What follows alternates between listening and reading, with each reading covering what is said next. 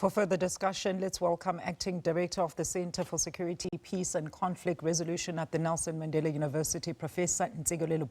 Thank you so much for your time, Prof. So the AU's 39th Ordinary Session has just concluded in Addis Ababa, ending with it declaring this year the year of water security at the back of climate change focus last year. Are they still firmly on track in terms of their 2063 goals and visions, Prof? Good afternoon.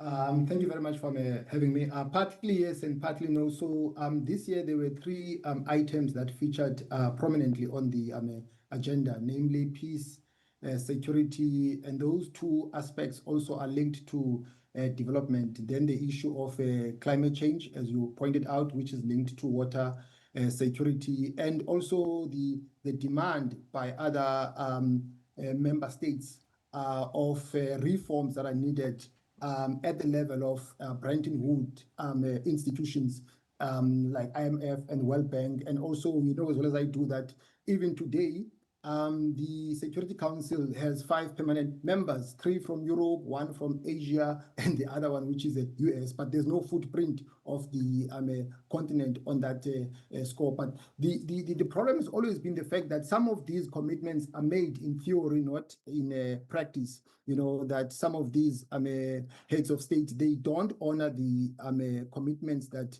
they make. But in terms of the framework that has emerged out of those deliberations, I think it's all well and good. I'm glad you mentioned that, Professor, because does the AU, you think, focus on the right and proper priorities? And does it even have capability in unilaterally achieving these and judging by the vast difference in each nation's governance as well as state affairs? Yes, I think it does in terms of its plans, you know, but the problem is that the AU doesn't have the capacity to police the member states, you know, because of the right to sovereignty. Yeah. So each and every state then has its responsibility to implement those plans of the AU. I think this year the chairpersonship has been given to Burundi in terms of framing a discourse that all member states need to follow suit. Mm-hmm. Now, Prof, in a world of growing geopolitical uncertainty, has the AU, you think, managed to identify itself as a union that actually provides clear leadership and astute policy interventions, reforms, and also spearheading our united position or stance on global matters? UNSG Antonio Guterres has himself reiterated this point at every level, yet we still have waging mineral as well as leadership wars within parts of the continent with no condemnation or even powers to effectively intervene by the AU. We have Mnangagwa here in Zimbabwe trying to extend his rule beyond 2030. This should well be at the top of deliberations with clear plans of action, Prof. Yes, of course. I want to make 2 strategic points. The first point is that on a global scale, we tend to not to function as a unified force or as a unit. Even when you go to negotiate with countries like China and so on, we don't function as a unit. Then the other issue that you made mention of, which is critical, is the issue of violation of human rights on the continent. Even with us, I know that I might open a can of worms. We tend to apply double standards in terms of our foreign policy.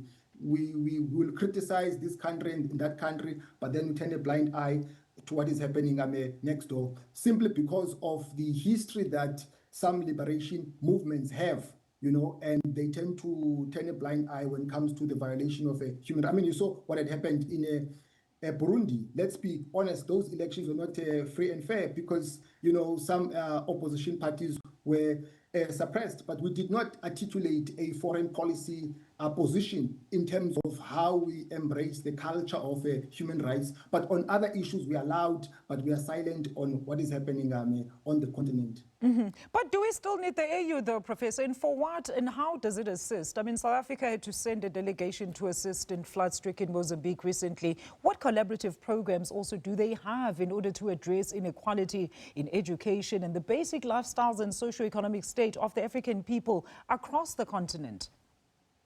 Yes, we still need the AU. Remember, in the beginning, it was the OAU, but the mandate was different because then most states were subjected to the yoke of oppression. Then in the early 2000s, it was changed into AU. So we need the AU so that we can function as a unit and also have one voice on a global scale, especially in multilateral institutions like the United Nations. We still need to have a footprint in the Security Council because the manner in which it is structured, it was structured in the second half of the 20th century.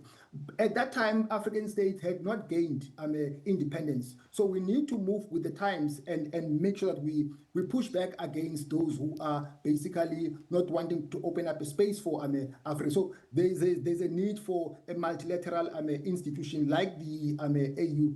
But the challenge has always been the fact that sometimes you find that some of the member states, they don't contribute to the fiscus of the AU. They don't pay a membership fee.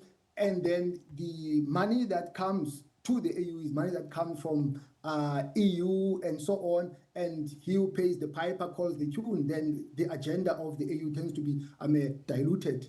Mm-hmm. Let's talk about peace and security once again, because it's been at the top of the agenda once again, Professor. I mean, what needs to be fortified in terms of reforms here and the powers that need to be accorded to the African Union in terms of making decisive action in areas like the DRC, as well as, where we've seen Western intervention in areas like Nigeria. I mean, what should be the stance of the AU in such when it comes to our stance on peace and security? Well, first of all, I support the vision by former President Mbeki of the peer review mechanism, whereby African states will be reviewed in terms of whether they are in line with some of the democratic practices, holding elections every 5 years, respecting the culture of human rights, and having independent institutions. But again, the challenge has always been the fact that you have the old liberation movements who don't like to call out each other, especially at the Southern African region. You still have SWAPO, ANC, ZANU-PF, and Frelimo in Mozambique, and they tend to cover each other's backs, and not speak against the abuse of human rights. Mm-hmm. That is the problem. And the fact that you cannot discipline those countries that are out of line in terms of violating human rights. Mm-hmm. So how do we get back to a position where the AU does have, the modus operandi or to discipline those that are not within their authority, or get everybody back within their authority, so to speak, Professor? Because at the end of the day, we're still functioning under the same continent. Yes, of course. I think they need to crack the whip. Those countries that are out of line, they should be disciplined and not be plugged into the AU, not be members of the AU if they are not upholding democratic ethos.